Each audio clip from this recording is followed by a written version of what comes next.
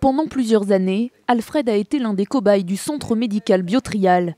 Il a testé des médicaments contre la sclérose en plaques ou des anticoagulants par exemple. Et à chaque fois, il se souvient que les règles à suivre étaient extrêmement strictes. Il vous demande un peu vos antécédents, si vous avez des allergies, si vous avez des problèmes cardiaques, si vous avez déjà eu des opérations assez graves. Vous faites votre test, d'accord? Vous êtes apte. Ensuite, on vous explique ce qui va se passer.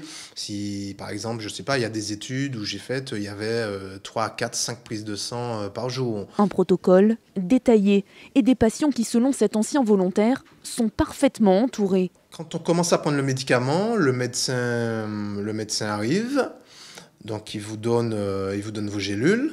Le lendemain, vous avez quand même les prises de sang qui commencent. Le matin, l'électrocardiogramme.